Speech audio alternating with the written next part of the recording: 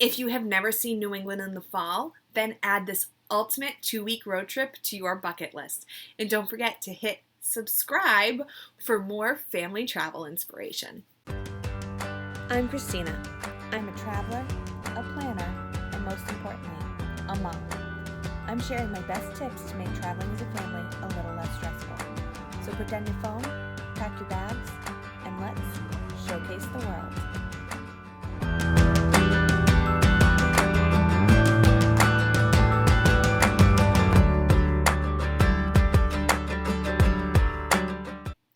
My name is Christina, and I'm the owner of Showcase the World Travel. And as a travel expert, I'm always attending trainings from suppliers and destinations to deepen my knowledge.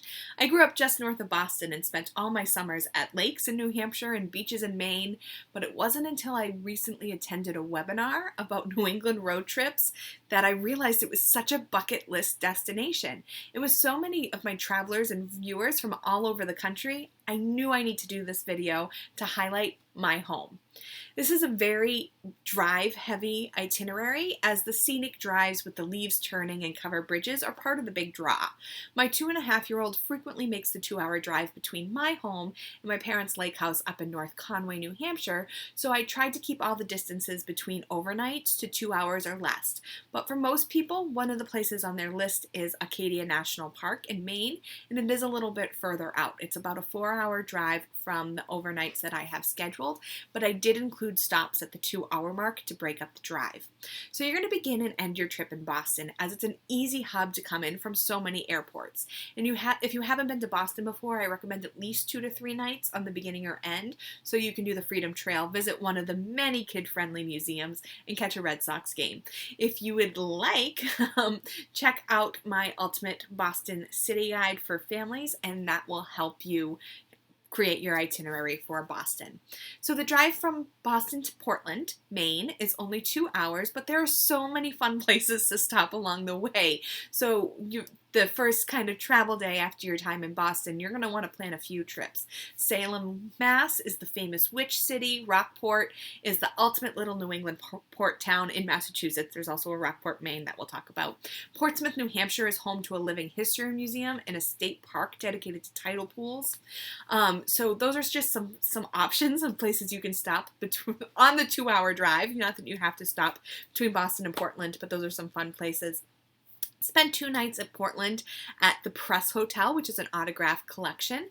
Portland is currently booming with dining and breweries. I'd be happy to just go and eat there. There's so much to do with boat trips, shopping, and museums. There's the Portland Science Center, whale watches, and of course, lighthouses.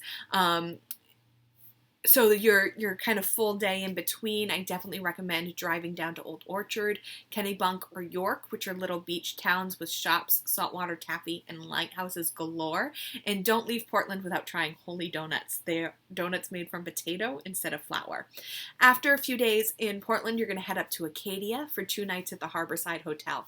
Again, this is the longest drive of the trip at 4 hours, but you can break it up with a stop in Rockport, Maine, which is different than Rockport, Mass. Both are adorable, both worth stopping in. But Rockport, Maine is one of my favorite seaside towns. They have incredible food and a thriving art scene, and you can hike or picnic in Camden State Park, visit the Project Puffin Center, which is like a dream to me. I love puffins, or the Andre the Seal statue. But Acadia is, of course, the highlight of any Maine vacation and well worth the drive. The park is super family friendly, one of the top 10 most visited national parks in the U.S. If you're visiting Acadia with the kids, there's so much to see, easy family hikes, and some incredible places to try local food. Another tough drive from Bar Harbor, where Acadia is, to North Conway, New Hampshire is about a 4-hour drive, except here there's not as many great places to stop along the way, except maybe the world's largest telephone. But before spending the night at Omni Mount Washington Resort, you can drive to the summit of the state's highest peak in the White Mountains, Mount Washington, and the next day head to North Conway and join a scenic railroad or outlet shopping before enjoying the scenic Kangamangas Highway. So scenic, both my parents and my brother and sister-in-law got engaged there. on your way to Stowe, Vermont. There's so many great hotel options in Stowe. My musical theater-loving heart will always prefer the Von Trapp Family Lodge, but Smuggler's Notch is a destination in and of itself for families. With activities like horseback riding, kayaking, and hiking, you never have to leave the resort. If you want a little time to check out the spa, Smuggler's Notch offers a series of camps, which range from age-related traditional kids clubs to camps specializing in things like tennis, mountain biking, survival, and high adventure. So go enjoy the spa or a local brewery and get a little break from that family time after that long car ride. One of my favorite things to do is stop in Waterbury, Vermont on the way to Manchester. There you'll find Cold Hollow Cider Mill, where you can see cider being made, tour the Ben & Jerry's factory, or sample some cheese at the Cabot Factory store. I love the town of Manchester, Vermont. It's so quintessentially New England with this charming little bookstore in the center of town and a ton of history. You can visit the home of Robert Todd Lincoln, the son of our president, Abraham Lincoln, and the Ye Old Tavern is a restaurant that is located in a converted inn that was built in 1790. They have a fly fishing museum, with a fly fishing school attached, an adventure park in nearby Bromley with an alpine slide, aerial ropes course, rock wall, mini golf. So it's such a fun way to end a trip.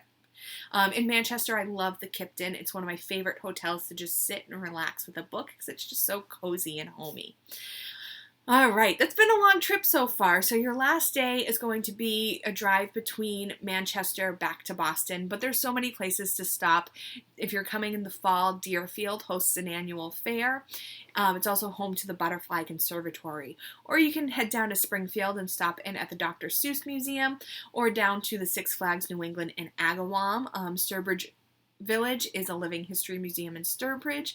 Or if you want to do a very quintessential New England thing, you can do some apple picking and cider donut eating at Honey Pot Hill in Hudson for one of the best New England traditions. And then spend one night in Boston before flying home. So that is a 2-week road trip. Obviously, we can take stops out, add stops in, depending on how much time you have, what you're interested in. But that's 2 or 3 nights at most places, so you get a chance to really get into the places and you're not spending a ton of time in the car, but you're spending some time on those scenic journeys with the leaves turning and the covered bridges. I'm working on a similar summertime itinerary in New England, focused on the southern part of the regions with stops in Mystic, Connecticut, Newport, Rhode Island, Cape Cod, and Martha's Vineyard. So hit the bell to be notified when videos go live every Monday and Thursday. Don't forget to check out the Ultimate Boston Guide for families. I'll put the link below. I would love to help you plan your trip. So don't hesitate to reach out and don't forget to take a break from the busy. Need help planning your next family vacation? Visit us at showcasetheworld.com to request a quote or schedule a free vacation consultation. Want more great travel tips? You'll find those there too.